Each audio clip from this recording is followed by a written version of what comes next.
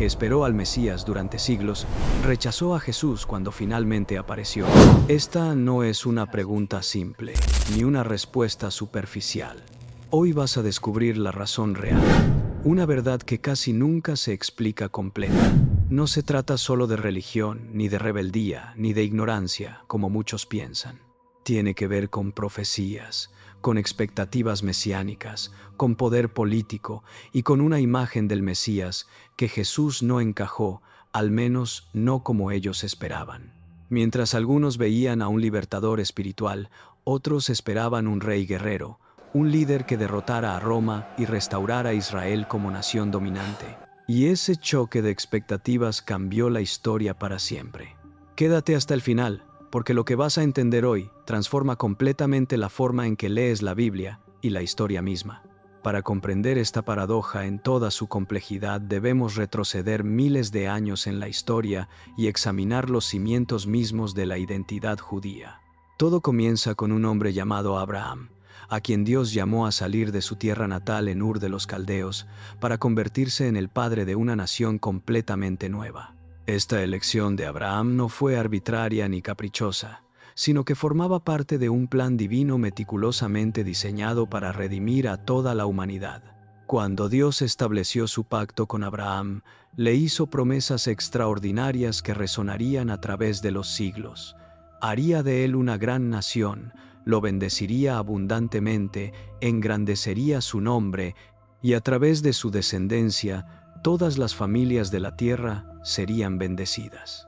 Esta última promesa es crucial porque establece desde el principio que la elección de Israel nunca fue un fin en sí mismo, sino un medio para alcanzar un propósito universal. Israel no fue elegido porque fuera superior a otras naciones, más virtuoso, más sabio o más merecedor, sino porque Dios decidió establecer a través de este pueblo un testimonio vivo de su carácter, su ley y su plan redentor. La vocación de Israel, por lo tanto, siempre fue misionera en su esencia, aunque muchas veces esta dimensión se perdió o se oscureció a lo largo de su historia. Los descendientes de Abraham se convirtieron en los custodios de revelaciones divinas extraordinarias. ¿Por qué el pueblo judío, que esperó al Mesías durante siglos, rechazó a Jesús cuando finalmente apareció? Esta no es una pregunta simple, ni una respuesta superficial. Hoy vas a descubrir la razón real, una verdad que casi nunca se explica completa. No se trata solo de religión, ni de rebeldía, ni de ignorancia, como muchos piensan. Tiene que ver con profecías, con expectativas mesiánicas, con poder político y con una imagen del Mesías que Jesús no encajó, al menos no como ellos esperaban.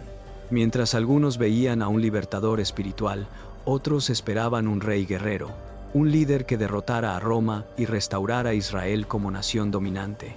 Y ese choque de expectativas cambió la historia para siempre. Quédate hasta el final, porque lo que vas a entender hoy transforma completamente la forma en que lees la Biblia y la historia misma. Para comprender esta paradoja en toda su complejidad, debemos retroceder miles de años en la historia y examinar los cimientos mismos de la identidad judía. Todo comienza con un hombre llamado Abraham, a quien Dios llamó a salir de su tierra natal en Ur de los Caldeos para convertirse en el padre de una nación completamente nueva. Esta elección de Abraham no fue arbitraria ni caprichosa, sino que formaba parte de un plan divino meticulosamente diseñado para redimir a toda la humanidad.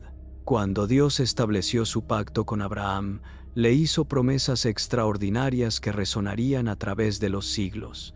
Haría de él una gran nación, lo bendeciría abundantemente, engrandecería su nombre, y a través de su descendencia, todas las familias de la tierra serían bendecidas. Esta última promesa es crucial porque establece desde el principio que la elección de Israel nunca fue un fin en sí mismo, sino un medio para alcanzar un propósito universal. Israel no fue elegido porque fuera superior a otras naciones, más virtuoso, más sabio o más merecedor, sino porque Dios decidió establecer a través de este pueblo un testimonio vivo de su carácter, su ley y su plan redentor. La vocación de Israel, por lo tanto, siempre fue misionera en su esencia, aunque muchas veces esta dimensión se perdió o se oscureció a lo largo de su historia. Los descendientes de Abraham se convirtieron en los custodios de revelaciones divinas extraordinarias. Recibieron la Torá en el monte Sinaí, preservaron las palabras de los profetas, mantuvieron viva la esperanza mesiánica y desarrollaron un sistema de adoración centrado en el Templo de Jerusalén que los distinguía radicalmente de todas las naciones circundantes. La ley dada a Moisés no era simplemente un código moral o un conjunto de reglas religiosas, sino el fundamento mismo de la identidad nacional judía. Cada mandamiento, cada ritual, cada observancia servía para separar a Israel de las prácticas idólatras de sus vecinos y mantener pura su devoción al único Dios verdadero. El sábado, las leyes dietéticas, la circuncisión, las festividades anuales, todo esto tejía un tapiz complejo de identidad que hacía de los judíos un pueblo verdaderamente único en el mundo antiguo. Pero esta singularidad tenía un propósito más elevado que la mera diferenciación. Israel debía ser luz para las naciones, un reino de sacerdotes, una demostración viviente de cómo se vive cuando se está en relación correcta con el Creador del universo. Sin embargo, la historia de Israel registrada en las escrituras hebreas es también una historia de fracasos repetidos, de desviaciones hacia la idolatría, de injusticia social, de rebelión contra los mandatos divinos. Los profetas surgieron una y otra vez para llamar al pueblo de vuelta a su vocación original, advirtiendo de juicios venideros si no se arrepentían, pero también manteniendo viva una esperanza inquebrantable. Vendría un día en que Dios mismo intervendría de manera definitiva para restaurar a Israel, establecer su reino de justicia y paz y cumplir todas las promesas hechas a los patriarcas. Esta esperanza se cristalizó gradualmente en la figura del Mesías, el ungido de Dios, quien sería el agente divino de esta restauración final. Las expectativas mesiánicas en el judaísmo del Segundo Templo, el período en el que Jesús nació y ministró, eran intensas y variadas. Siglos de opresión extranjera habían marcado profundamente la conciencia colectiva del pueblo judío. Después del exilio babilónico, que había destruido el templo de Salomón y deportado a la élite de Judá, los judíos habían regresado a su tierra pero nunca recuperaron completamente su independencia política. Primero estuvieron bajo dominio persa, luego bajo el imperio de Alejandro Magno y sus sucesores helenísticos, experimentando durante el período seleúcida una persecución particularmente brutal bajo Antíoco Epífanes, quien profanó el templo y prohibió las prácticas judías fundamentales. La revuelta macabea había traído un breve período de independencia, pero esto terminó cuando los romanos conquistaron la región en el siglo I a.C. Para el tiempo del nacimiento de Jesús, Judea era una provincia bajo ocupación romana, y aunque los romanos permitían cierta autonomía religiosa, el yugo político era pesado y resentido. En este contexto de sufrimiento prolongado y anhelo de liberación, las expectativas mesiánicas naturalmente tomaron un cariz profundamente político y nacionalista. La mayoría de los judíos esperaban un Mesías que fuera, ante todo, un libertador nacional, un rey guerrero de la línea de David que expulsaría a los opresores extranjeros, restauraría la monarquía davídica, reconstruiría o purificaría el templo, reuniría a todas las tribus dispersas de Israel y establecería un reino de justicia donde Israel finalmente ocuparía su lugar destinado como cabeza de las naciones. Esta expectativa no era inventada ni caprichosa, sino que se basaba en numerosas profecías del Antiguo Testamento que hablaban precisamente de tal restauración. Los salmos celebraban al Rey ungido de Dios que quebraría a las naciones como vasijas de barro. Isaías había profetizado sobre un niño que nacería cuyo gobierno no tendría fin, cuyos nombres incluían Dios fuerte y príncipe de paz. Jeremías había prometido que Dios levantaría a David un renuevo justo que reinaría como rey y actuaría sabiamente. Ezequiel había descrito una reunificación milagrosa de Israel bajo un pastor davídico. Daniel había visto visiones de uno como hijo de hombre viniendo en las nubes del cielo a quien se le daba dominio eterno sobre todos los pueblos.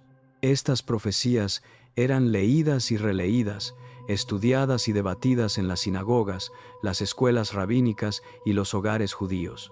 Generaban esperanza en tiempos de desesperación y mantenían viva la convicción de que Dios no había abandonado a su pueblo a pesar de las apariencias.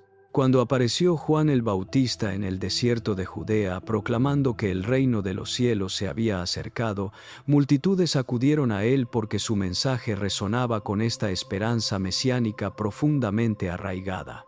Y cuando Jesús comenzó su ministerio público, inicialmente hubo gran entusiasmo.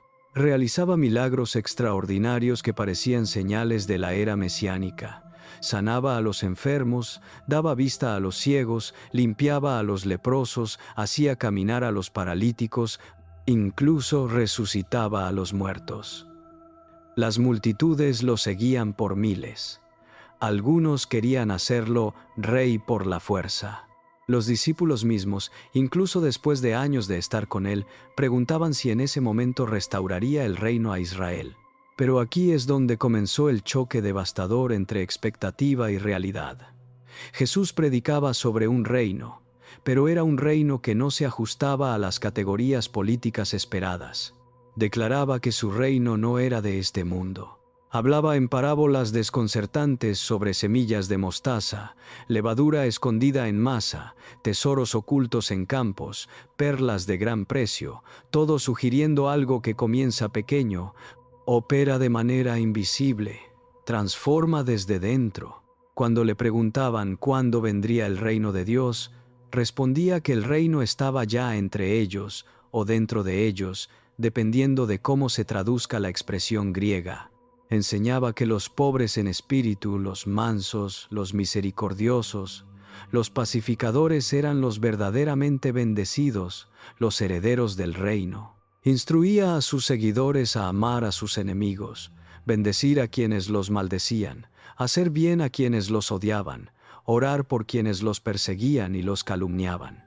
Cuando fue arrestado y Pedro sacó una espada para defenderlo, Jesús le ordenó guardarla, diciendo que todos los que toman espada perecerán por espada, y que si su reino fuera de este mundo, sus servidores pelearían.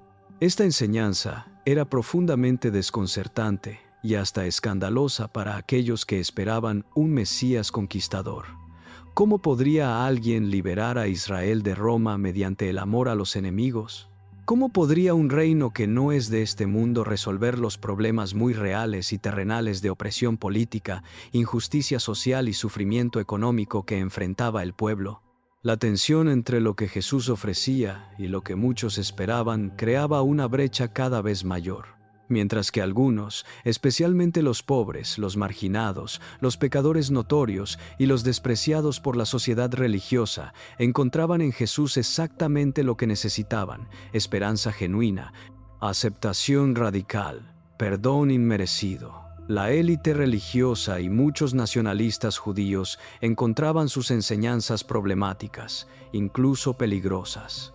El conflicto con la lideranza religiosa de Israel, particularmente con los fariseos, los saduceos y los maestros de la ley, se intensificó rápidamente durante el ministerio de Jesús.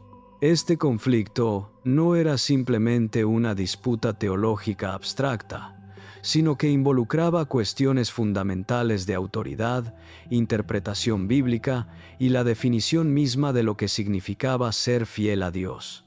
Los fariseos habían desarrollado a lo largo de siglos una tradición oral elaborada que buscaba aplicar la Torá a cada aspecto de la vida cotidiana. Esta tradición, conocida como la halajá, era vista como una cerca protectora alrededor de la ley, diseñada para asegurar que nadie violara inadvertidamente los mandamientos divinos. Para los fariseos, esta tradición tenía autoridad casi equiparable a la Torá misma, y la observancia meticulosa de sus detalles era considerada la marca del verdadero israelita piadoso.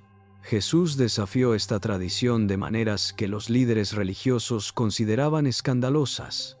sanaba en sábado, justificándolo con el argumento de que el sábado fue hecho para el hombre y no el hombre para el sábado.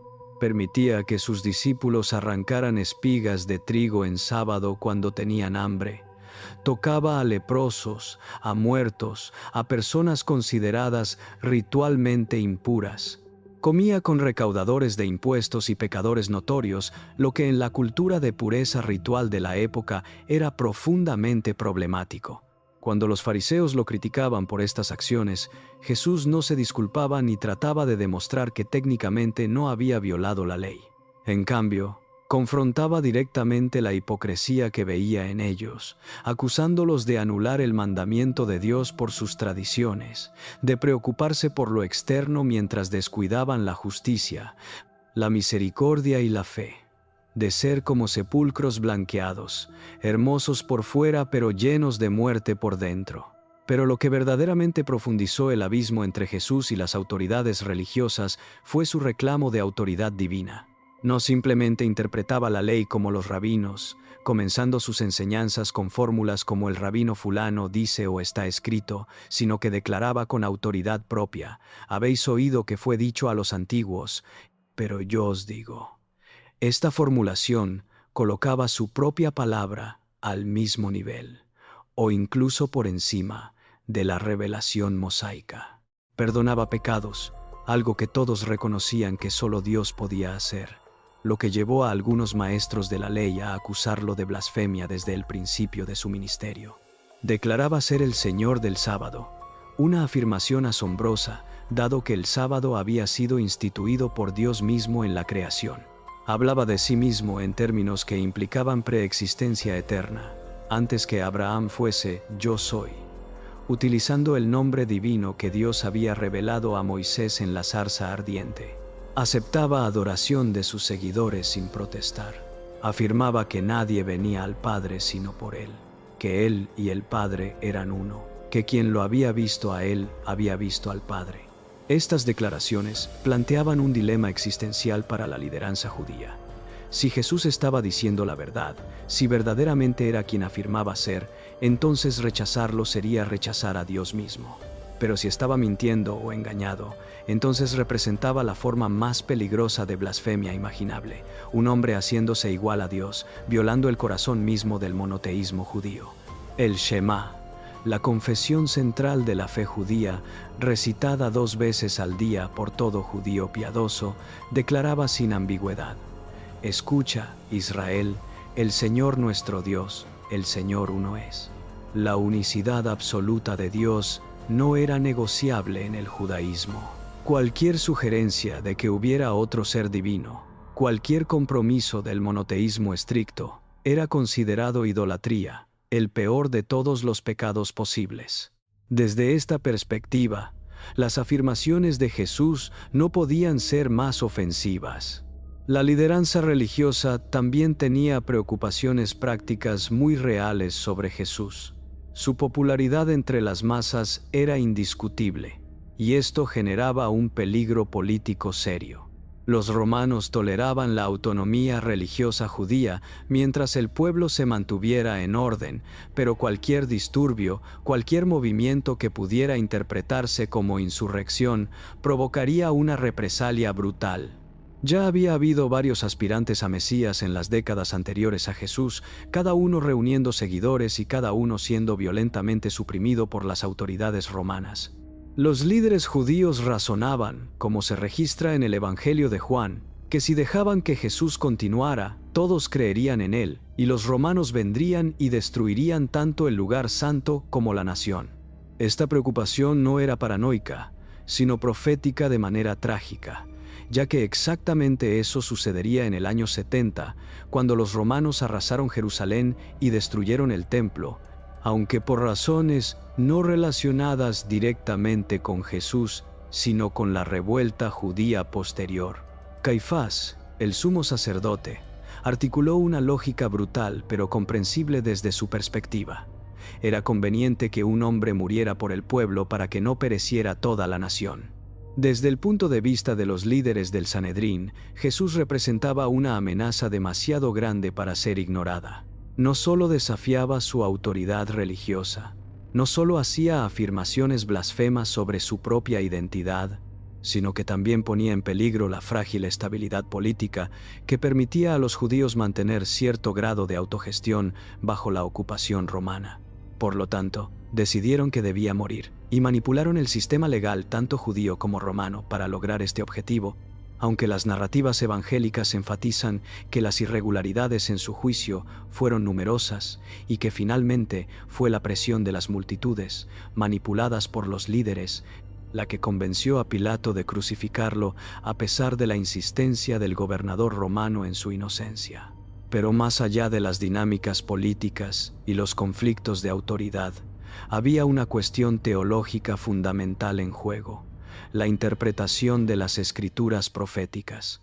Los cristianos primitivos, siguiendo a Jesús mismo, quien en múltiples ocasiones interpretó las escrituras hebreas como refiriéndose a él, vieron en el Antiguo Testamento un testimonio claro y abundante de Jesús como el Mesías prometido.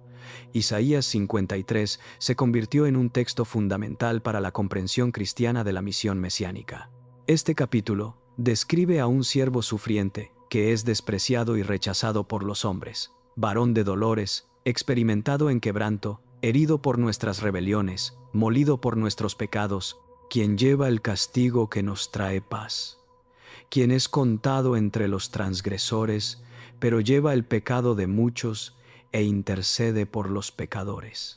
Los primeros cristianos vieron en este pasaje una descripción profética asombrosamente detallada de la pasión de Cristo, su rechazo por su propio pueblo, su muerte vicaria, su sepultura con los ricos, su justificación de muchos mediante el conocimiento de Él.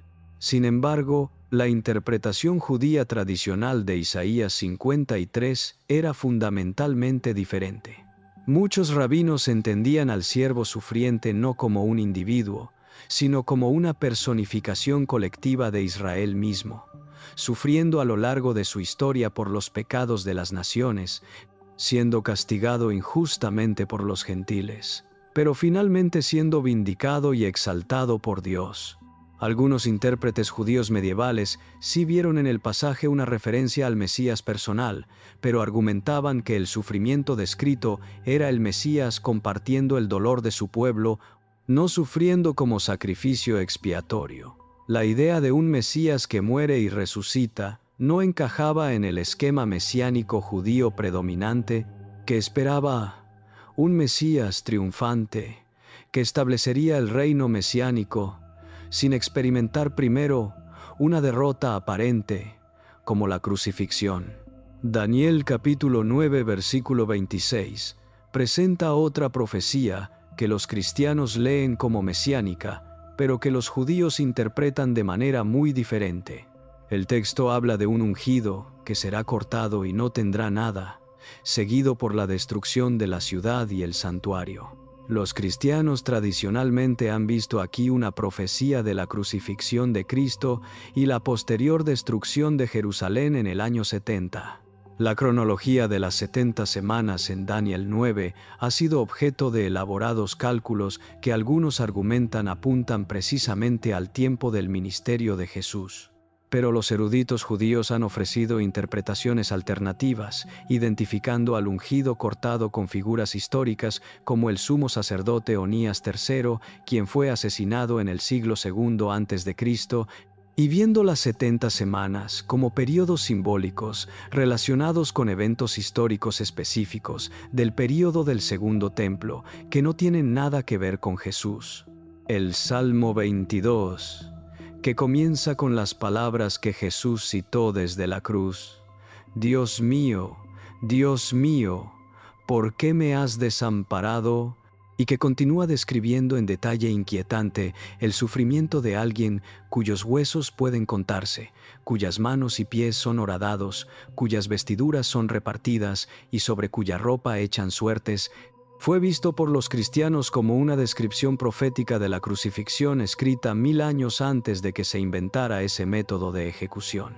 Pero en el contexto judío, el Salmo es leído como una lamentación de David en medio de sus propias aflicciones, seguida de una expresión de confianza en que Dios lo liberará, sin referencia necesaria a un futuro Mesías. El Salmo 110, donde David llama Señor al Mesías, fue usado por Jesús mismo para plantear una pregunta desconcertante a los fariseos. Si David en el Espíritu lo llama Señor, ¿cómo puede ser su hijo? Esta pregunta apuntaba a la naturaleza dual del Mesías, como descendiente humano de David, pero también como alguien superior a David, alguien a quien David mismo reconocía como su superior. Los cristianos vieron en esto una indicación de la divinidad del Mesías, pero desde la perspectiva judía tradicional, esto representaba una lectura forzada del texto que introducía categorías ajenas al judaísmo. Zacarías capítulos 12 y 14 contienen profecías sobre uno a quien traspasaron, sobre quien el pueblo hará duelo como por hijo unigénito, y sobre el Señor peleando contra las naciones y estableciendo su reino desde Jerusalén cuando sus pies se posen sobre el monte de los olivos. Los cristianos vieron en estas profecías referencias tanto a la primera venida de Cristo, cuando fue traspasado en la cruz, como a su segunda venida en gloria para establecer su reino. Pero los intérpretes judíos conectaban estas profecías con eventos históricos específicos y expectativas futuras que no involucraban a Jesús en absoluto. Miqueas 5:2. Profetizando que de Belén saldría un gobernante cuyo origen es desde tiempos antiguos, desde los días de la eternidad. Fue citado por los sabios cuando Herodes preguntó dónde nacería el Cristo, y el nacimiento de Jesús en Belén fue visto como cumplimiento de esta profecía. Sin embargo, escépticos judíos señalaron que Jesús creció en Nazaret, que sus oponentes lo conocían como el Nazareno, y que las circunstancias exactas de su nacimiento en Belén eran conocidas solo a través de los relatos evangélicos que ellos no aceptaban como fidedignos. Esta divergencia en la interpretación de las Escrituras no era superficial, sino que reflejaba dos paradigmas hermenéuticos completamente diferentes. Los cristianos leían el Antiguo Testamento cristológicamente, viendo a Cristo en cada rincón, entendiendo que toda la historia de Israel, toda la ley ceremonial, todo el sistema de sacrificios, todas las profecías convergían en Jesús y encontraban su cumplimiento en Él. Los judíos leían las mismas escrituras dentro de su propio marco interpretativo desarrollado a lo largo de siglos, guiados por la tradición rabínica, enfocándose en la observancia de la Torá como el camino de relación con Dios y esperando un cumplimiento futuro de las profecías mesiánicas que aún no había llegado. No era simplemente que unos tenían razón y otros estaban equivocados en su exégesis técnica, sino que operaban con supuestos fundamentalmente diferentes sobre cómo leer el texto, qué lentes usar para interpretarlo, qué preguntas hacer de él. Además de las cuestiones teológicas y hermenéuticas, había una dimensión profundamente práctica en el rechazo judío de Jesús que a menudo se pasa por alto: la Torá como fundamento de identidad y supervivencia. Para el pueblo judío, especialmente después del exilio babilónico y durante los siglos de dispersión subsiguiente, la observancia de la ley se convirtió en el eje central de preservación nacional. Mientras que otras naciones antiguas desaparecieron cuando perdieron su tierra, su templo, su independencia política, siendo asimiladas en los imperios que las conquistaron, los judíos sobrevivieron precisamente porque tenían algo portátil, algo que no podía serles arrebatado: la Torá. Las sinagogas podían establecerse en cualquier lugar donde hubiera 10 hombres judíos. El sábado podía observarse en Babilonia tan bien como en Jerusalén. Las leyes dietéticas mantenían la distinción judía incluso cuando vivían entre gentiles. La circuncisión marcaba a cada varón judío como perteneciente al pacto abrahámico, independientemente de dónde naciera. Esta función de la ley como guardiana de la identidad judía no puede subestimarse. No era simplemente un sistema religioso entre otros, sino el tejido mismo de lo que significaba ser judío. Abandonar la Torá equivalía a abandonar la identidad judía, a traicionar a los ancestros, a romper la cadena de transmisión que había mantenido al pueblo judío unido a través de milenios de persecución. Cuando Pablo enseñaba que los cristianos gentiles no necesitaban circuncidarse ni observar las leyes dietéticas judías, cuando declaraba que Cristo era el fin de la ley para justicia a todo aquel que cree, cuando afirmaba que un hombre es justificado por fe sin las obras de la ley, esto no sonaba como liberación para la mayoría de los judíos, sino como una amenaza existencial a todo lo que eran. El problema se agravaba porque el mensaje cristiano primitivo efectivamente llamaba a los judíos a redefinir completamente su identidad. Les pedía que aceptaran que el sistema sacrificial del templo, ordenado por Dios mismo en la Torá, había sido cumplido y hecho obsoleto por el sacrificio único de Cristo. Les pedía que reconocieran que la membresía en el pueblo de Dios ya no estaba marcada principalmente por la circuncisión y la observancia de la ley, sino por la fe en Jesús. Les pedía que abrazaran una comunidad que incluía gentiles incircuncisos como coherederos iguales de las promesas hechas a Abraham, sin que estos gentiles primero se convirtieran completamente al judaísmo. Todo esto representaba una revolución conceptual masiva que muchos judíos simplemente no podían o no querían aceptar. No porque fueran obstinados o de dura cerviz, como a veces fueron acusados, sino porque implicaba abandonar lo que había sido su ancla de identidad y supervivencia durante siglos. Había también un aspecto de orgullo nacional comprensible, aunque problemático, en el rechazo. Los judíos se veían a sí mismos, con razón basada en las Escrituras, como el pueblo elegido de Dios, los descendientes de Abraham, Isaac y Jacob, los herederos de las promesas del pacto. La idea de que gentiles impuros, adoradores de ídolos, sin ninguna historia con el Dios de Israel, pudieran entrar en el reino de Dios en igualdad de condiciones simplemente por creer en un judío crucificado, sin tener que someterse primero a la ley, que había costado tanto a los judíos mantener, era ofensiva. Pablo aborda esta ofensa directamente en Romanos, reconociendo la ventaja de los judíos y hablando del dolor que siente por sus hermanos según la carne, pero insistiendo en que Dios tiene derecho a tener misericordia de quien quiera tener misericordia, y que la justicia de Dios se revela por fe y para fe, no por observancia de la ley. A todo esto se añadió una herida histórica profunda y trágica, que hizo prácticamente imposible para muchos judíos ver a Jesús como su Mesías. La violencia perpetrada contra los judíos a lo largo de la historia por aquellos que afirmaban ser seguidores de Cristo.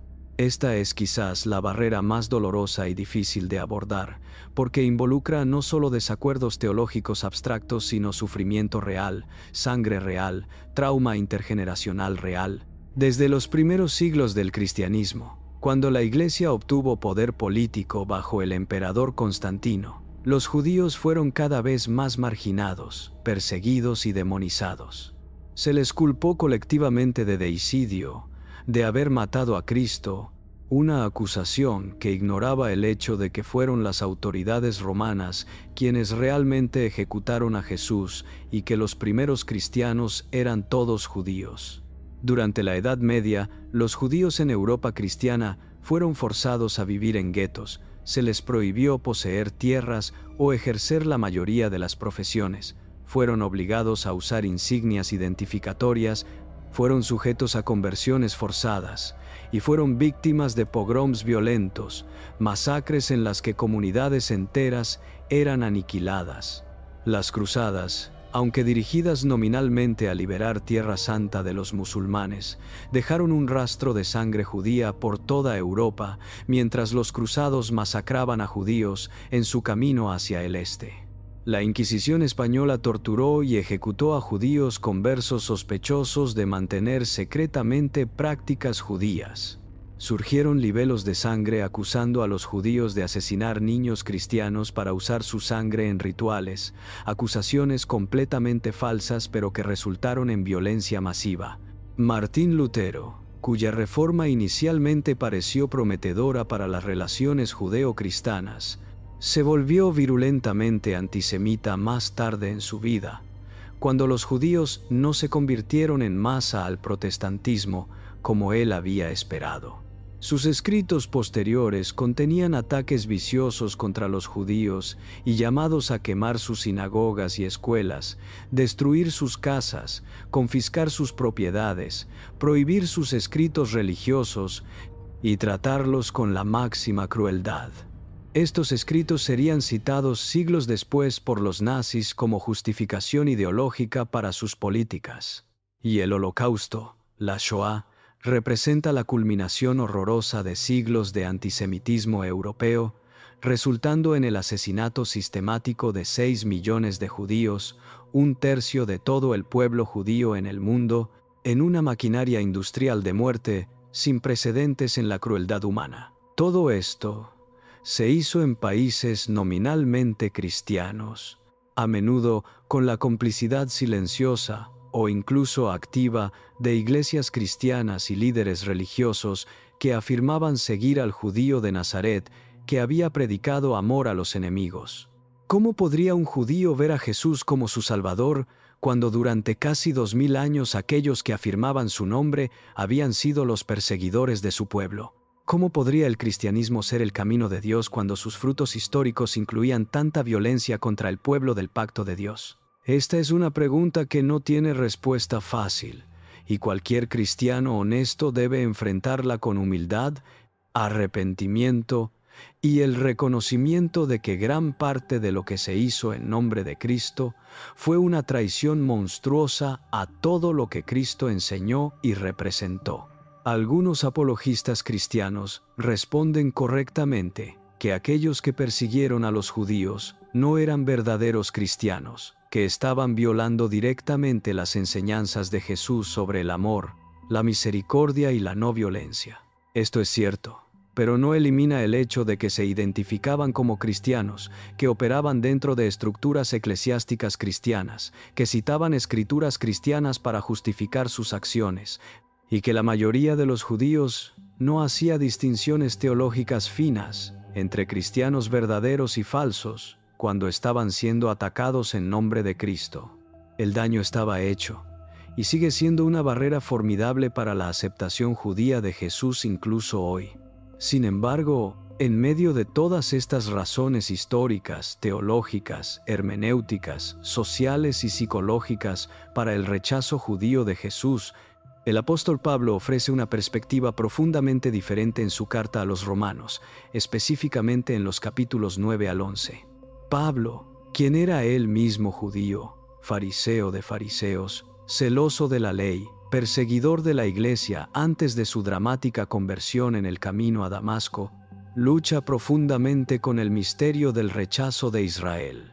Comienza esta sección de su carta con una expresión conmovedora de dolor. Tiene gran tristeza y continuo dolor en su corazón, hasta el punto de que desearía ser él mismo anatema, separado de Cristo, si eso pudiera resultar en la salvación de sus hermanos según la carne, los israelitas. Reconoce todas las ventajas de Israel: la adopción como hijos de Dios, la gloria divina, los pactos, la ley, el culto en el templo, las promesas, los patriarcas y el hecho de que de ellos, según la carne, vino Cristo. Pero Pablo insiste en que el rechazo de Israel no significa que la palabra de Dios haya fallado. Argumenta que no todos los descendientes físicos de Abraham son verdaderos hijos de Abraham, sino que los hijos de la promesa son contados como descendencia. Usa las historias de Isaac e Ismael, de Jacob y Esaú, para demostrar que desde el principio Dios ha ejercido su derecho soberano de elegir según su propósito, no según obras, sino según el que llama. Anticipa la objeción natural. Entonces, ¿por qué todavía culpa a Dios? Si todo es según su propósito soberano, ¿quién ha resistido su voluntad? Pablo responde, no disculpándose por la doctrina de la soberanía divina, sino afirmándola más fuertemente. ¿Quién eres tú para que alterques con Dios? Dirá el vaso de barro al que lo formó, ¿por qué me has hecho así?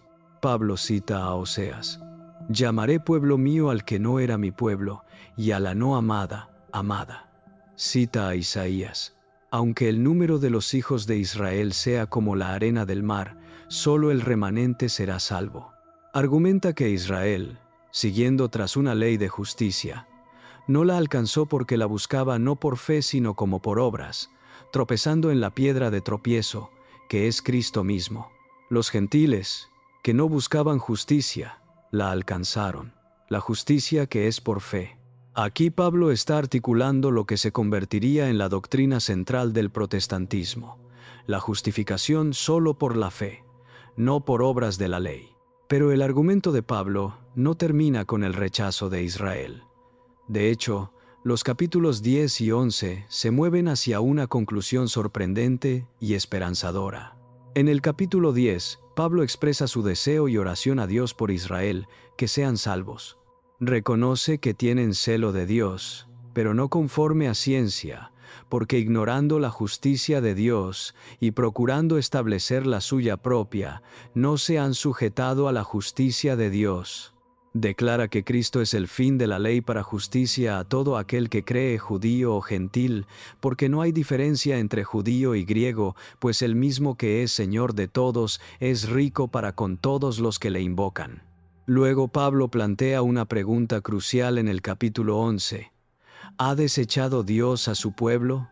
Su respuesta es enfática: de ninguna manera. Él mismo es la prueba viviente de que Dios no ha rechazado a su pueblo, porque Él es israelita, descendiente de Abraham, de la tribu de Benjamín.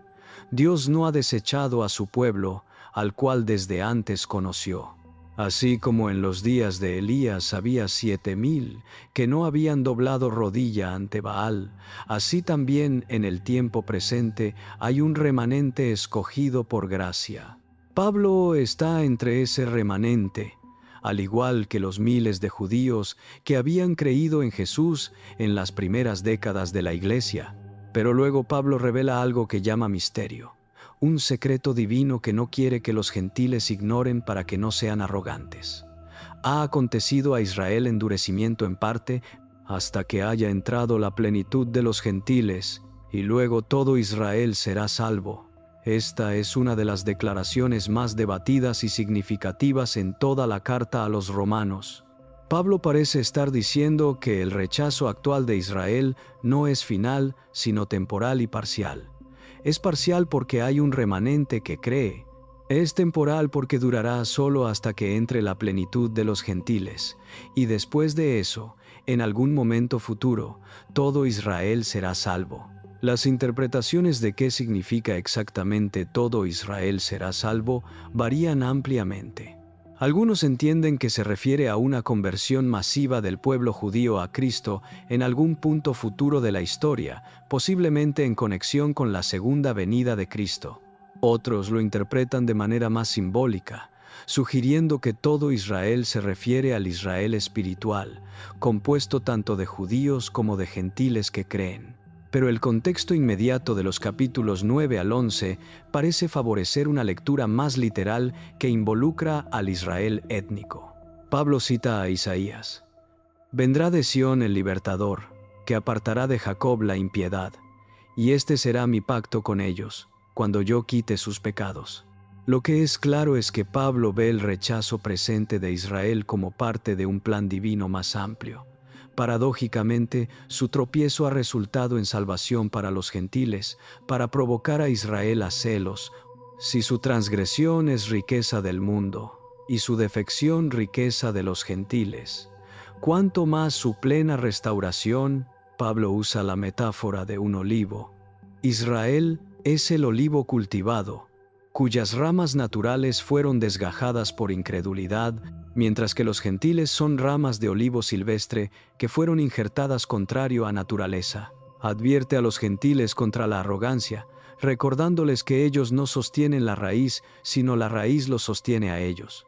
Si Dios no perdonó a las ramas naturales, tampoco perdonará a los gentiles si no permanecen en la fe. Esta imagen contiene una advertencia seria y una promesa gloriosa. La advertencia es para los gentiles: no se enorgullezcan de su inclusión ni desprecien a los judíos por su rechazo, porque ustedes están en pie solo por gracia mediante la fe, y si se apartan también serán desgajados. La promesa es para Israel: si no permanecen en incredulidad, serán injertados, porque poderoso es Dios para volverlos a injertar. Y cuanto más estas ramas naturales serán injertadas en su propio olivo. Pablo concluye esta sección con una doxología asombrada ante la profundidad de las riquezas y de la sabiduría y del conocimiento de Dios, cuán insondables son sus juicios e inescrutables sus caminos. Reconoce que hay misterio aquí, que hay cosas que están más allá de la comprensión humana completa, pero confía en que Dios sabe lo que está haciendo. Los dones y el llamamiento de Dios son irrevocables. Aunque Israel ahora es enemigo en cuanto al Evangelio por causa de los gentiles, son amados por causa de los padres, pues Dios encerró a todos en desobediencia para tener misericordia de todos. Esta perspectiva paulina sobre el rechazo de Israel ofrece un marco radicalmente diferente para entender el fenómeno que hemos estado explorando.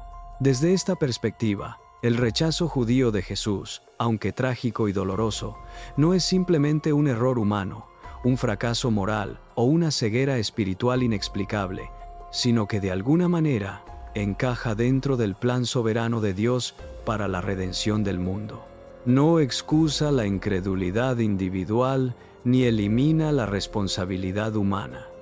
Pablo claramente quiere que sus compatriotas judíos se salven y predica fervientemente para ese fin, pero coloca el fenómeno dentro de una narrativa más amplia de propósito divino que eventualmente resultará en la salvación tanto de judíos como de gentiles. Esta visión debería producir en los gentiles cristianos no arrogancia sino humildad, no desprecio hacia los judíos sino gratitud hacia ellos, porque de ellos vino Cristo, de ellos vinieron las Escrituras, y a través de su aparente rechazo, la salvación llegó a los gentiles. También debería producir esperanza expectante de que Dios cumplirá sus promesas a Israel, que la historia de la relación de Dios con su pueblo elegido no ha terminado, que hay capítulos futuros por escribirse. Ahora bien, todo esto plantea tensiones teológicas genuinas que deben abordarse con honestidad. Desde la perspectiva cristiana ortodoxa, Jesús es el único camino al Padre, como él mismo declaró. El libro de Hechos proclama que no hay otro nombre bajo el cielo, dado a los hombres, en que podamos ser salvos. Pablo escribió a Timoteo que hay un solo Dios y un solo mediador entre Dios y los hombres, Jesucristo hombre. Si estas afirmaciones son verdaderas, entonces el rechazo de Jesús como Mesías tiene consecuencias eternas devastadoras. No es simplemente una diferencia de opinión teológica o una preferencia religiosa alternativa igualmente válida, sino una cuestión de vida o muerte espiritual. Por lo tanto, aunque Pablo habla del rechazo de Israel en términos de misterio divino y plan soberano, no minimiza la gravedad de la incredulidad ni sugiere que está bien que los judíos rechacen a Jesús. Su dolor por sus hermanos según la carne, su disposición a ser anatema por ellos, su constante predicación del Evangelio a los judíos primero y luego a los gentiles, todo esto demuestra que consideraba su salvación como urgentemente necesaria. La inclusión de los gentiles y la promesa futura de restauración para Israel no eliminan la realidad presente de que aquellos que mueren sin Cristo, ya sean judíos o gentiles, están perdidos. Esta es una verdad difícil que debe afirmarse sin triunfalismo, con humildad y con lágrimas, pero que no puede comprometerse sin vaciar al cristianismo de su significado. Si hay múltiples caminos igualmente válidos hacia Dios, si los judíos pueden salvarse a través de la observancia de la Torá sin fe en Cristo, si el pacto mosaico permanece en pleno vigor como medio de salvación, entonces la muerte de Cristo fue innecesaria. Pablo predicó en vano, y el mensaje del Nuevo Testamento es fundamentalmente falso. Pablo mismo dice en Gálatas que si la justicia fuera por la ley, entonces Cristo murió en vano. Al mismo tiempo, el cristiano debe afirmar con igual firmeza que los dones y el llamamiento de Dios a Israel son irrevocables, que Dios no ha terminado con su pueblo elegido, que las promesas hechas a Abraham, Isaac y Jacob permanecen en pie, y que habrá un cumplimiento futuro de esas promesas que involucrará la salvación de Israel. ¿Cómo exactamente se reconcilian estas verdades? El amor eterno de Dios por Israel y la necesidad de fe en Cristo para salvación es parte del misterio que Pablo reconoce. Pero ambas deben mantenerse en tensión. También debemos reconocer que la historia no ha terminado. Estamos viviendo entre la primera y la segunda venida de Cristo, en lo que los teólogos llaman el ya pero todavía no del reino de Dios. El reino ha sido inaugurado pero aún no consumado. Hay promesas cumplidas y promesas aún por cumplir. Y específicamente con respecto a Israel, si Pablo tiene razón, hay capítulos futuros dramáticos que aún no se han escrito. La conversión masiva de judíos a Cristo que él parece anticipar todavía no ha ocurrido en la escala que sus palabras sugieren, lo que significa que o bien estamos todavía en el período de espera hasta que entre la plenitud de los gentiles, o hay aspectos de su profecía que aún no entendemos completamente. Mientras tanto, ¿qué debemos hacer con esta comprensión? Primero, los cristianos gentiles deben abandonar completamente cualquier vestigio de antisemitismo, reconociendo que tal actitud es una abominación ante Dios y una contradicción total del evangelio de amor que profesan. Deben recordar las palabras de Pablo sobre no ser arrogantes sino temer, sobre recordar que han sido injertados en el olivo de Israel y que no sostienen la raíz, sino que la raíz los sostiene. Deben honrar las raíces judías de su fe, reconociendo que su Salvador era judío, que los apóstoles eran judíos, que las Escrituras fueron escritas por judíos y que están en deuda con el pueblo judío. Segundo, deben orar fervientemente por la salvación de Israel, siguiendo el ejemplo de Pablo. No con superioridad ni condescendencia, sino con amor genuino y dolor por aquellos que todavía no han reconocido a su Mesías. Deben compartir el Evangelio con los judíos con respeto, sensibilidad al trauma histórico causado por el cristianismo nominal y reconocimiento de las barreras legítimas que hemos explorado en este análisis. Tercero, deben estudiar cuidadosamente las Escrituras tanto del Antiguo como del Nuevo Testamento, entendiendo cómo se conectan, cómo Cristo es la clave que abre el significado de toda la historia bíblica, pero también apreciando la riqueza del contexto judío del cual emergió el cristianismo. Deben evitar el error de Marción en el segundo siglo, quien quería desechar completamente el Antiguo Testamento y presentar un evangelio despojado de sus raíces judías. El cristianismo es incompleto e incomprensible sin su fundamento en el judaísmo. Cuarto, deben mantener esperanza expectante basada en las promesas de Dios. Si Dios dijo que todo Israel será salvo, entonces sucederá, aunque no sabemos exactamente cómo ni cuándo. Esta esperanza debería producir vigilancia para ver cómo Dios está obrando en la historia, especialmente con respecto al pueblo judío. Algunos cristianos ven significado profético en el restablecimiento del Estado de Israel en 1948, la reunificación de Jerusalén en 1967 y el regreso de judíos de todo el mundo a su tierra ancestral. Otros son más cautelosos sobre conectar eventos políticos contemporáneos con profecías bíblicas, pero todos deberían observar con interés y esperanza. Quinto, deben resistir la tentación de la teología del reemplazo o supersesionismo, la idea de que la Iglesia ha reemplazado completamente a Israel en el plan de Dios y que ya no hay ningún propósito o futuro especial para el Israel étnico. Aunque es cierto que en Cristo no hay judío ni griego, que todos los que creen son hijos de Abraham por fe, que la Iglesia es el Israel de Dios en cierto sentido, esto no significa que Dios haya terminado con el Israel según la carne. Romanos 9 al 11 difícilmente podría ser más claro sobre esto. Las promesas a Israel no han sido transferidas simplemente a la Iglesia, sino que serán cumplidas para Israel mismo cuando se vuelvan a Cristo. Pero también hay una aplicación directa y urgente para aquellos que están leyendo o escuchando este análisis, especialmente si son judíos luchando con estas cuestiones. La historia del rechazo judío de Jesús no es solo una curiosidad histórica o un caso de estudio teológico, sino que plantea la pregunta más importante que cualquier persona puede enfrentar: ¿quién es Jesús de Nazaret? ¿Era simplemente un maestro moral notable pero equivocado en sus afirmaciones más altas? ¿Era un profeta que fue malinterpretado por sus seguidores después de su muerte? ¿O era realmente quien decía ser el Hijo de Dios, el Mesías prometido, el único Salvador del mundo?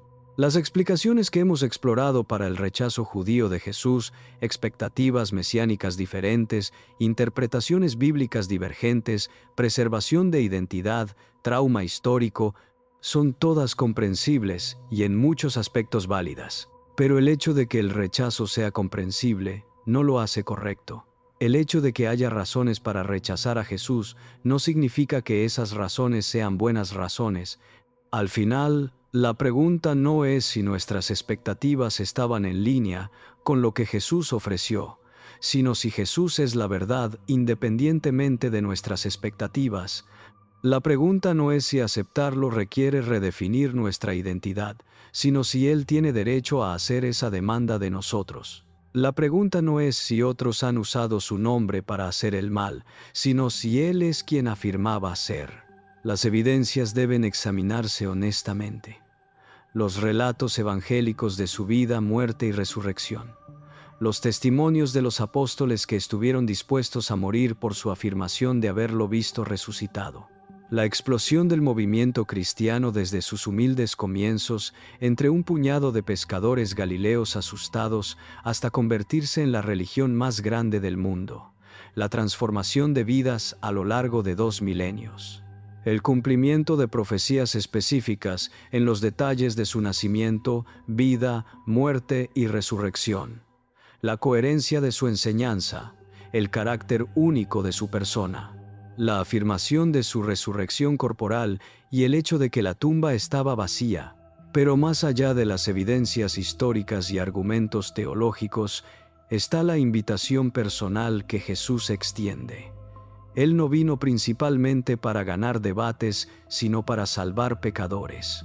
No vino a condenar al mundo, sino para que el mundo sea salvo por él.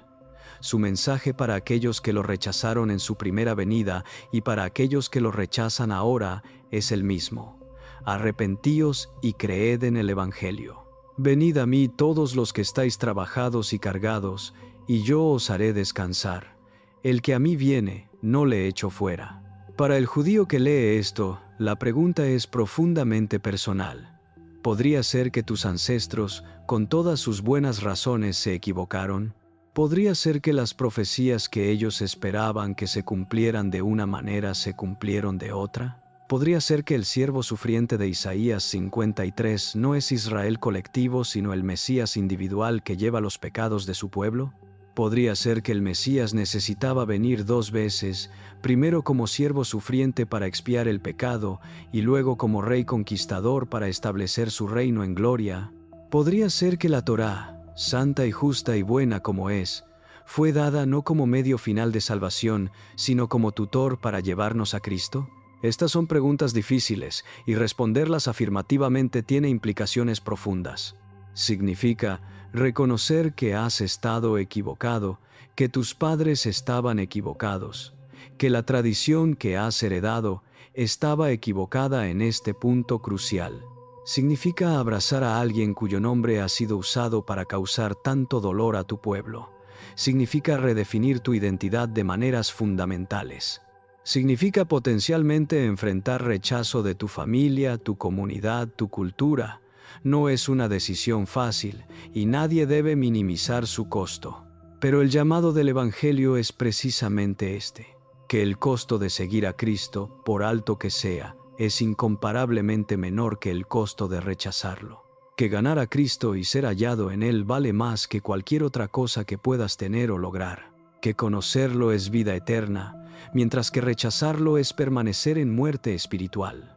Que Él es el único que puede reconciliarte con el Dios de Abraham, Isaac y Jacob, no a través de tus propias obras de justicia, sino a través de su obra perfecta en tu favor. Y para el gentil cristiano que lee esto, La aplicación es igualmente seria, aunque diferente. No repitas el error histórico de arrogancia hacia los judíos. No te enorgullezcas de tu inclusión ni menosprecies a aquellos cuyo rechazo abrió la puerta de tu salvación. Recuerda que estás en pie solo por gracia mediante la fe, y que si Dios no perdonó a las ramas naturales, tampoco te perdonará a ti si no permaneces en su bondad. Teme y tiembla, sabiendo que muchos de los que son primeros serán postreros, y los postreros primeros. Mantén tu fe con humildad, gratitud y la sobria conciencia de que solo la gracia te separa del destino de aquellos que rechazaron a Cristo. Ora por Israel. Ama al pueblo judío.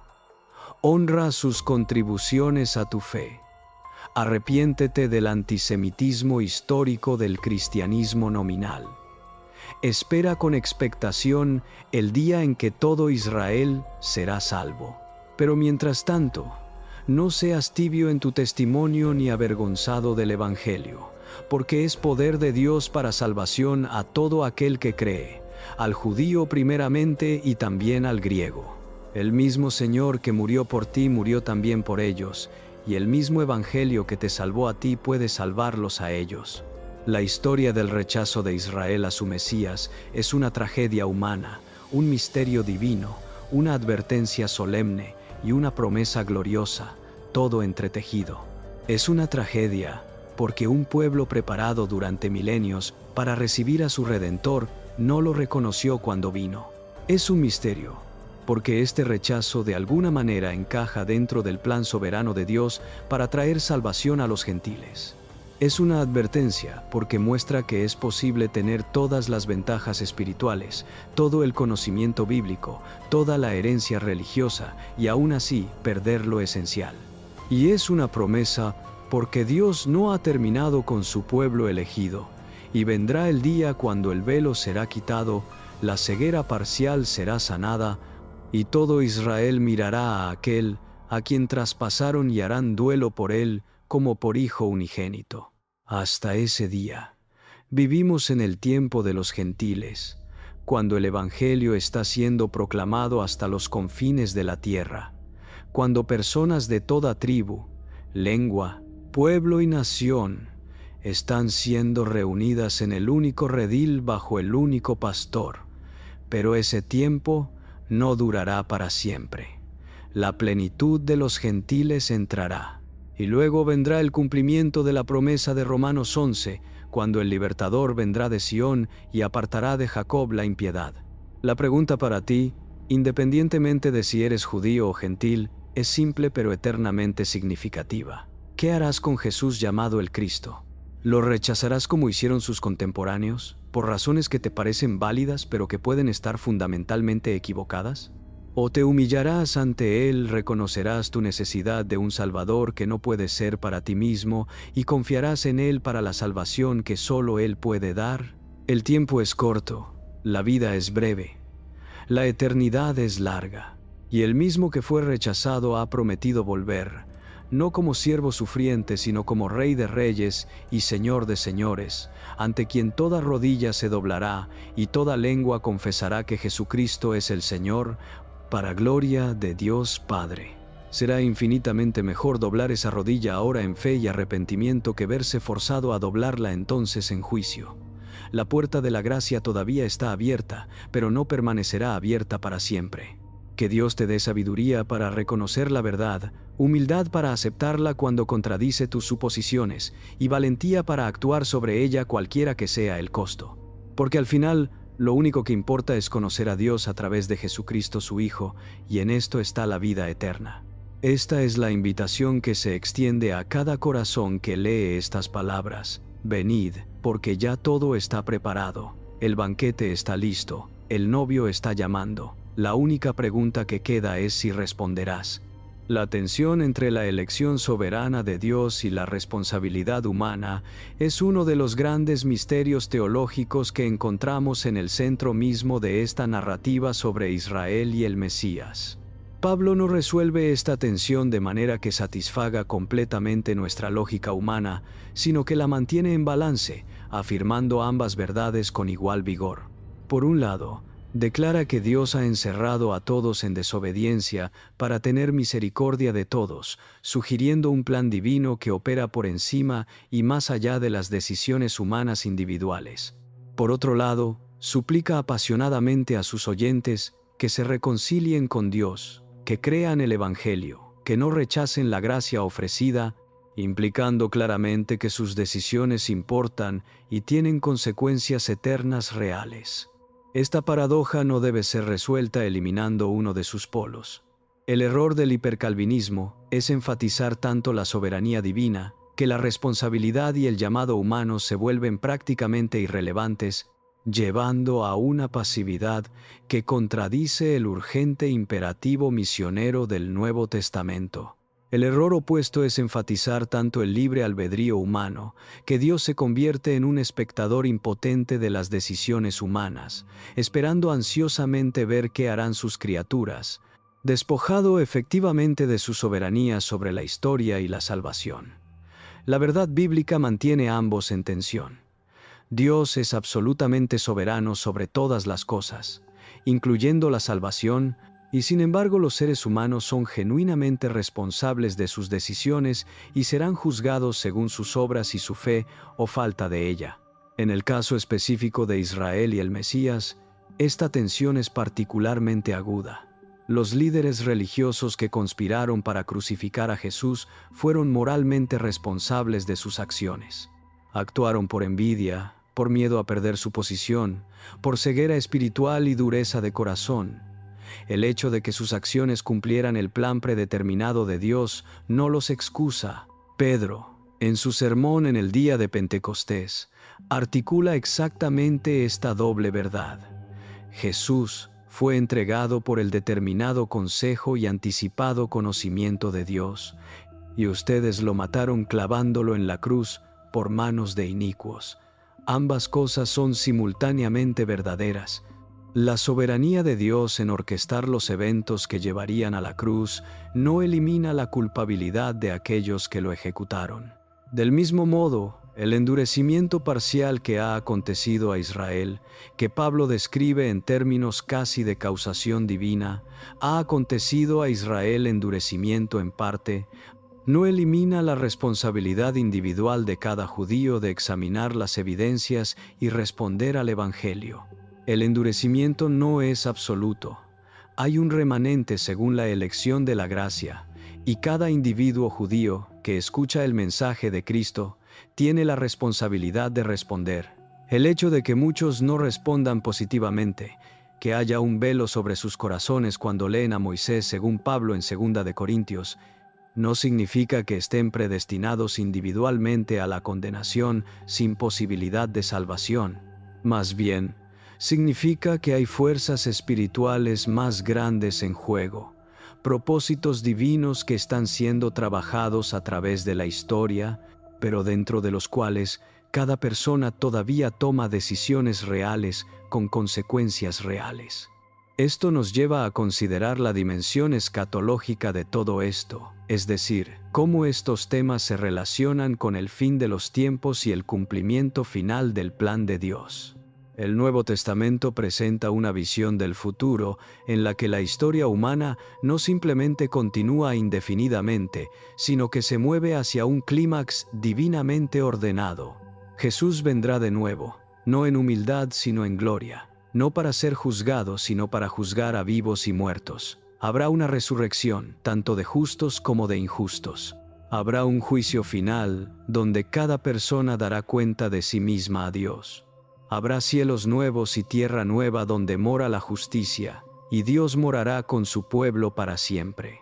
Dentro de esta narrativa escatológica más amplia, la futura salvación de Israel juega un papel significativo según las interpretaciones más literales de Romanos 11. Muchos estudiosos y teólogos a lo largo de la historia de la Iglesia han anticipado un gran avivamiento entre el pueblo judío en los últimos días antes del retorno de Cristo. Algunos conectan esto con otras profecías del Antiguo Testamento que hablan de un derramamiento del Espíritu sobre la casa de David y los habitantes de Jerusalén, cuando mirarán al que traspasaron y harán lamentación como por hijo unigénito. Otros lo conectan con la predicción de Jesús de que Jerusalén no lo vería más hasta que dijeran «Bendito el que viene en el nombre del Señor», implicando una futura recepción positiva por parte de los judíos.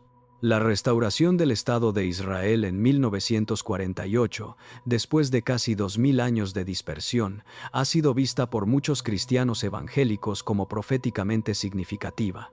El hecho de que después del Holocausto, cuando un tercio del pueblo judío fue aniquilado, y parecía que Hitler casi había tenido éxito en su plan de exterminio total, los judíos no solo sobrevivieron, sino que regresaron a su tierra ancestral y establecieron un Estado soberano, es visto como nada menos que milagroso.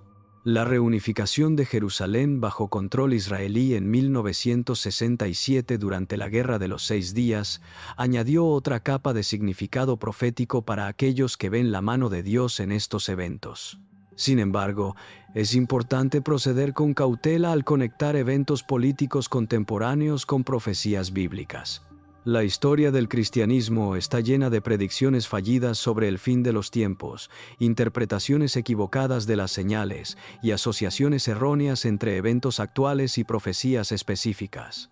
Cada generación tiende a pensar que está viviendo en los últimos días y a ver en los eventos de su tiempo el cumplimiento de las profecías apocalípticas. Esto no significa que no debamos prestar atención a los signos de los tiempos o que las profecías bíblicas sean irrelevantes para nuestra era, pero sí significa que debemos ser humildes en nuestras interpretaciones y evitar la arrogancia de pensar que hemos descifrado definitivamente el cronograma exacto de Dios. Lo que podemos afirmar con confianza basándonos en las Escrituras es que Dios no ha terminado con Israel, que sus promesas al pueblo judío permanecen en vigor, que hay un futuro glorioso prometido para ellos y que este futuro involucrará su reconocimiento de Jesús como su Mesías. El momento exacto y las circunstancias precisas de cómo esto se desarrollará pueden estar más allá de nuestro conocimiento actual, pero la promesa misma es segura, porque Dios no puede mentir ni puede negar sus propias palabras. Mientras tanto, en este período intermedio entre la primera y segunda venida de Cristo, entre la inauguración del reino y su consumación, ¿cuál debe ser la postura de la Iglesia hacia el pueblo judío?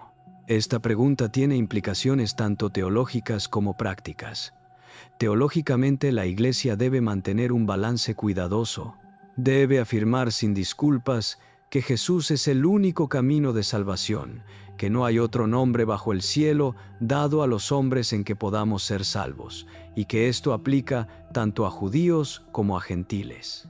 La idea de que hay dos pactos paralelos, uno para judíos basado en la Torá y otro para gentiles basado en Cristo, contradice directamente la enseñanza del Nuevo Testamento sobre la unicidad del Evangelio y la necesidad universal de fe en Cristo.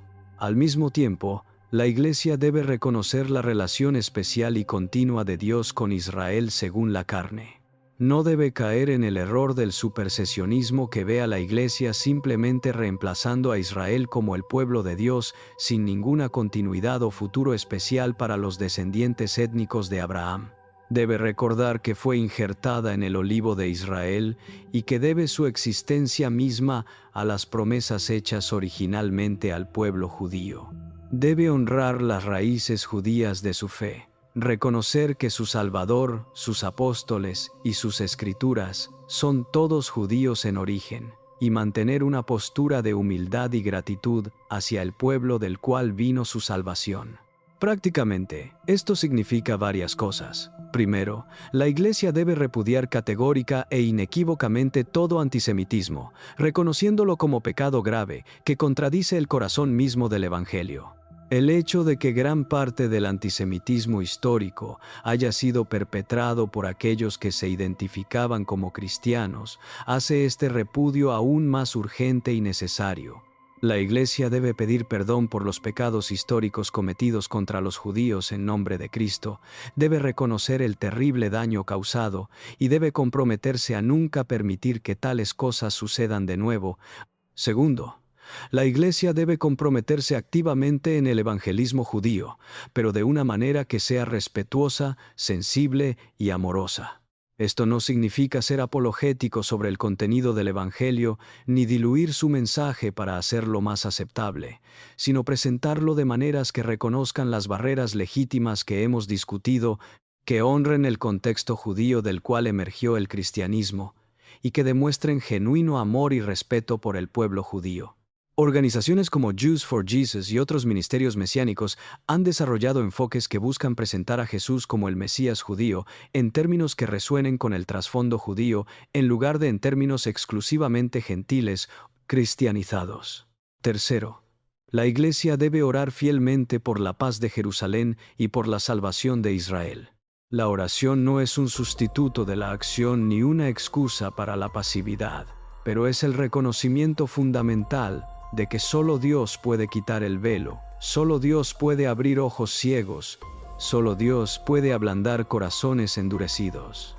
Si la salvación de Israel depende últimamente de la obra soberana de Dios, entonces la oración no es opcional sino esencial. Cuarto, la Iglesia debe apoyar y alentar a los judíos que han llegado a la fe en Jesús como su Mesías, reconociendo que enfrentan desafíos únicos. Un judío que acepta a Jesús a menudo es visto como traidor por su propia comunidad, puede ser rechazado por su familia, puede perder amistades y conexiones comunitarias que han sido centrales para su identidad. La Iglesia debe ser una familia para aquellos que han perdido o sido rechazados por sus familias biológicas por causa de Cristo. Al mismo tiempo debe permitir y alentar a los creyentes judíos a mantener su identidad judía, reconociendo que no tienen que convertirse en gentiles culturalmente para seguir a Jesús, que el judaísmo mesiánico es una expresión legítima de fe cristiana que honra las raíces judías de nuestra fe común. Hay también implicaciones políticas complejas, relacionadas con el moderno Estado de Israel, que la Iglesia debe navegar con sabiduría. Algunos cristianos evangélicos adoptan una postura de apoyo incondicional a Israel basándose en promesas bíblicas y en la creencia de que bendecir a Israel trae bendición según la promesa abrahámica. Otros argumentan que el Israel moderno es un estado secular político que no debe ser identificado simpliciter con el Israel de las promesas bíblicas y que las acciones de cualquier gobierno deben ser evaluadas según estándares morales y no recibir un pase libre simplemente porque involucran al pueblo judío. La verdad probablemente está en algún lugar intermedio. Por un lado, el restablecimiento de un Estado judío en la tierra de Israel después de 2000 años de exilio es notable y puede tener significado profético. Por otro lado, el moderno Estado de Israel es una entidad política normal que, como todos los estados, está compuesta de seres humanos pecadores que toman decisiones tanto buenas como malas y debe ser evaluado como tal. Los cristianos pueden y deben apoyar el derecho de Israel a existir como refugio para el pueblo judío sin tener que aprobar todas las políticas de cada gobierno israelí. Pueden reconocer la conexión histórica y bíblica del pueblo judío con la tierra sin ignorar las injusticias que puedan ocurrir en el presente. Lo que es claro es que la situación de Israel y los judíos no es solo una cuestión política, sino también teológica y espiritual. Fuerzas espirituales están en juego que van más allá de meros conflictos territoriales o políticos. El odio irracional hacia los judíos que ha persistido a través de milenios y culturas, manifestándose en formas siempre nuevas, sugiere una dimensión demoníaca que va más allá de mero prejuicio humano. Si Satanás entendió las promesas de Dios sobre la venida del Mesías de la línea de Abraham, tendría interés en destruir al pueblo judío. Si entiende la profecía sobre la futura salvación de Israel, tendría interés en prevenir que eso suceda. La batalla por Israel es, en algún nivel, parte de la guerra cósmica entre el reino de Dios y el reino de las tinieblas. Pero volvamos al individuo, porque en última instancia, aunque podemos hablar de Israel colectivamente, de tendencias históricas, de planes divinos que abarcan naciones y milenios, el Evangelio siempre se encuentra con personas individuales en momentos específicos de sus vidas. Cada judío que ha vivido desde el primer siglo hasta ahora ha tenido que decidir qué hacer con Jesús de Nazaret. Muchos nunca escucharon seriamente sobre él, protegidos por sus comunidades del mensaje cristiano, criados para ver el cristianismo como la religión de los perseguidores, nunca realmente confrontados con las afirmaciones reales de Jesús. Otros escucharon pero rechazaron por las razones que hemos explorado extensamente. Algunos, un remanente en cada generación, escucharon y creyeron, a menudo con gran costo personal. Las historias de judíos que han llegado a la fe en Jesús son frecuentemente dramáticas y conmovedoras. Muchos hablan de luchar intensamente con las implicaciones, de sentirse atraídos hacia Jesús, pero resistiendo por lealtad a su herencia, de examinar las profecías con ojo escéptico, solo para quedar convencidos a pesar de ellos mismos. Algunos describen experiencias de encuentro sobrenatural con Jesús en sueños o visiones, algo que parece ocurrir con frecuencia notable entre judíos que llegan a la fe. Otros hablan de una convicción intelectual gradual que construye hasta un punto donde ya no pueden negar la verdad de las afirmaciones de Cristo. Uno de los testimonios más poderosos del siglo XX fue el de Paul Cohen-Portheim, aunque hay miles de otros. Hay rabinos que estudiaron el Talmud extensivamente solo para descubrir en las antiguas fuentes rabínicas referencias mesiánicas que apuntaban hacia Jesús. Hay sobrevivientes del Holocausto que, después de experimentar lo peor de la humanidad supuestamente cristiana, aún así encontraron en Jesús al único que podía dar sentido a su sufrimiento y ofrecer esperanza genuina. Hay israelíes modernos, criados en un estado secular donde el judaísmo es más identidad cultural que convicción religiosa, que encuentran en Jesús lo que el sionismo secular no pudo darles: significado trascendente y propósito. Cada una de estas historias es única, pero comparten temas comunes. Casi todos hablan de un costo significativo, relaciones dañadas o rotas, rechazo por parte de la familia o comunidad. Casi todos hablan también de una paz profunda, de la certeza de haber encontrado la verdad, de experimentar el amor de Dios de manera que nunca habían conocido antes. Muchos describen que no dejaron el judaísmo sino que lo cumplieron, que encontraron en Jesús al Mesías que las escrituras hebreas habían prometido todo el tiempo, que su fe en Cristo los hizo más judíos, no menos, en el sentido de conectarlos con el propósito original de Dios para Israel. El movimiento judío mesiánico moderno representa un intento de mantener esta conexión de manera visible y estructurada. Las congregaciones mesiánicas típicamente mantienen muchas prácticas judías tradicionales, celebran las fiestas bíblicas, usan liturgia que incorpora elementos tanto judíos como cristianos, y crean un espacio donde los judíos pueden seguir a Jesús sin sentir que tienen que abandonar completamente su herencia cultural. Este movimiento no está sin controversia, tanto de la comunidad judía tradicional que lo ve como cristianismo disfrazado, como de algunos cristianos que cuestionan la continuación de prácticas de la Torá en la era del Nuevo Pacto. Pero representa un intento serio de honrar tanto la continuidad como la discontinuidad, tanto el cumplimiento en Cristo como el respeto por las raíces judías.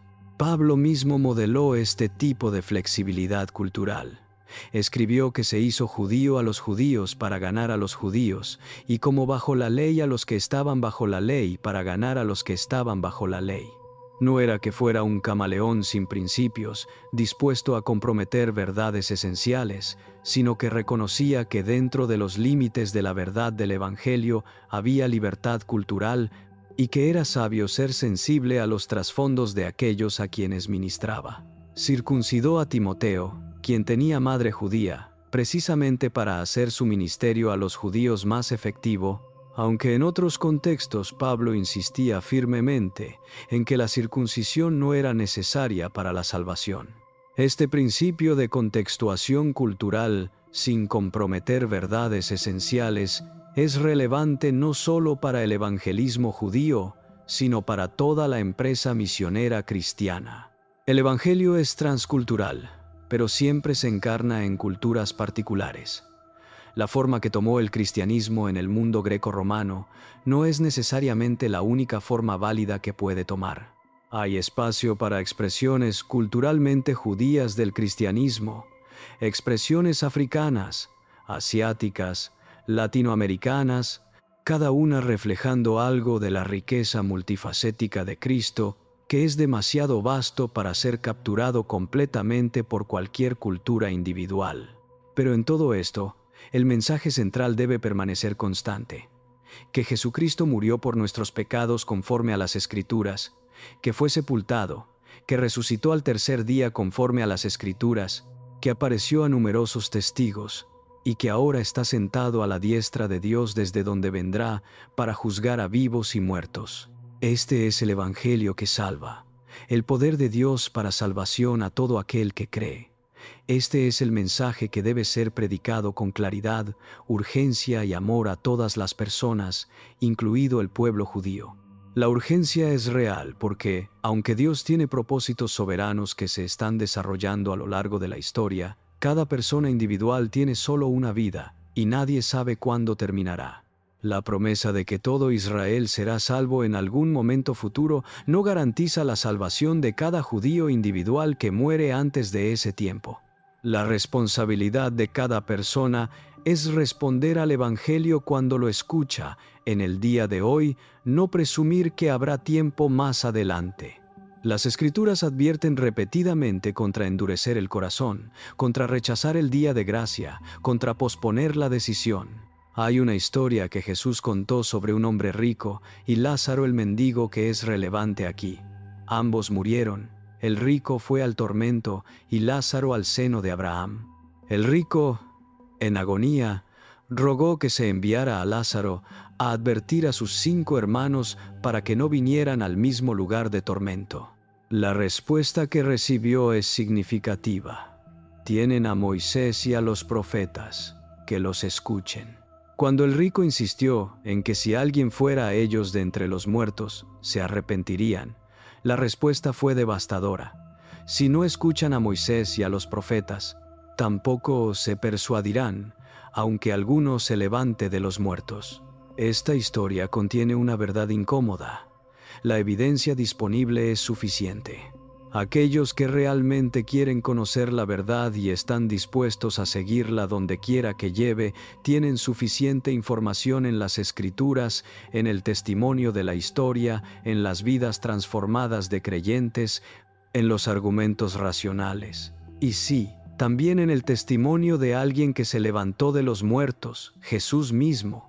Aquellos que rechazan esta evidencia probablemente no serían persuadidos por ninguna cantidad adicional de evidencia, porque el problema no es fundamentalmente intelectual, sino espiritual y volicional. Esto no significa que las dificultades intelectuales no sean reales o que las preguntas honestas no deban ser tomadas en serio.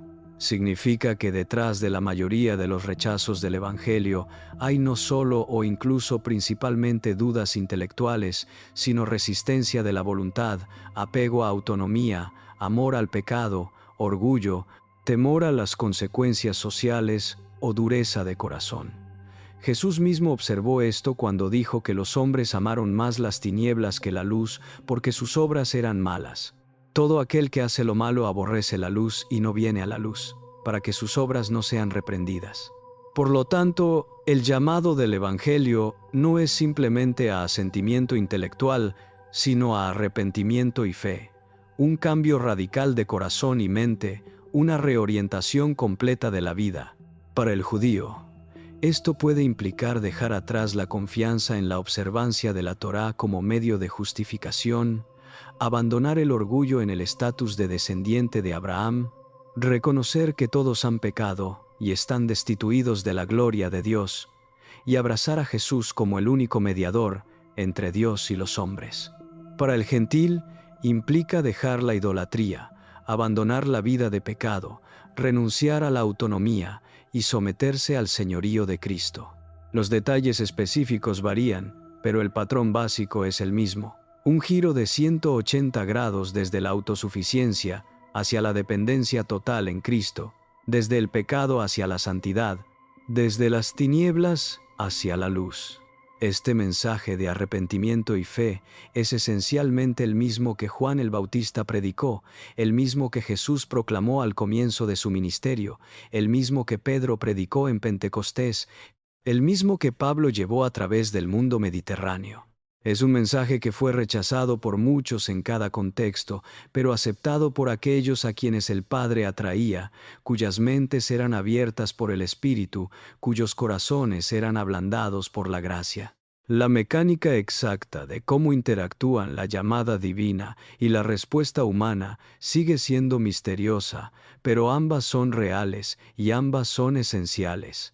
Ahora, a medida que concluimos esta exploración extensa del por qué el pueblo judío rechazó a Jesús y por qué muchos todavía lo rechazan, debemos volver a donde comenzamos. La paradoja de que aquellos que esperaban al Mesías no lo reconocieron, mientras que aquellos que nunca lo esperaron lo recibieron en masa. Hemos visto que esta paradoja tiene múltiples capas de explicación: expectativas mesiánicas que no coincidían con lo que Jesús ofreció, interpretaciones divergentes de las escrituras proféticas, el papel central de la Torá en la identidad judía, conflictos de autoridad con la lideranza religiosa, trauma histórico causado por el cristianismo nominal y, por encima de todo esto, los propósitos soberanos y misteriosos de Dios operando a través de la historia humana. Pero en el centro mismo de todo esto está la cruz, ese símbolo escandaloso y ofensivo que los judíos consideraban tropezadero y los griegos locura, pero que para aquellos que son salvos es poder de Dios y sabiduría de Dios. Un Mesías crucificado era absolutamente inconcebible en las expectativas judías. Las maldiciones de Deuteronomio declaraban que maldito es todo el que es colgado en madero. ¿Cómo podría el Mesías de Dios estar bajo maldición? Sin embargo, ese es precisamente el punto. Cristo nos redimió de la maldición de la ley, hecho por nosotros maldición, para que en Cristo Jesús la bendición de Abraham alcanzase a los gentiles. Tomó sobre sí la maldición que merecíamos para que pudiéramos recibir la bendición que no merecíamos. Este intercambio glorioso, nuestra culpa por su justicia, nuestra maldición por su bendición, nuestro castigo por su paz, es el corazón palpitante del Evangelio. Pero era un concepto tan radicalmente contraintuitivo que la mayoría no podía aceptarlo. Esperaban un héroe conquistador y Dios les dio un siervo sufriente. Esperaban un rey en un trono y Dios les mostró un carpintero en una cruz. Esperaban fuerza y poder y Dios les ofreció debilidad y humillación. Esperaban gloria inmediata y Dios prescribió sufrimiento primero y gloria después. Esto sigue siendo un tropiezo hoy. El camino de la cruz, el llamado a negarse a sí mismo, tomar su cruz cada día y seguir a Cristo, la enseñanza de que debemos perder nuestra vida para encontrarla, que los últimos serán primeros y los primeros últimos, que debemos morir para vivir. Todo esto va contra todo instinto humano natural de autopreservación, autopromoción y búsqueda de gloria inmediata. Es más fácil creer en un Dios que viene a darnos lo que queremos que en un Dios que nos llama a renunciar a todo por Él. Sin embargo, es precisamente en esta locura aparente del Evangelio donde reside su poder. Porque es solo cuando llegamos al final de nosotros mismos, solo cuando reconocemos nuestra bancarrota espiritual completa, solo cuando dejamos de intentar salvarnos a nosotros mismos, que realmente podemos recibir la salvación que Dios ofrece libremente en Cristo. Mientras sigamos aferrándonos a nuestra propia justicia, nuestra propia sabiduría, nuestra propia fuerza, no hay lugar para Cristo. Es el pobre en espíritu quien hereda el reino, no el orgulloso. Es el publicano que golpea su pecho y clama: Dios, sé propicio a mí, pecador, quien desciende justificado a su casa, no el fariseo que enumera sus virtudes. Y así, el rechazo de Israel a su Mesías se convierte en un espejo en el cual podemos vernos a nosotros mismos. Todos somos naturalmente como aquellos que lo rechazaron, amando las tinieblas más que la luz.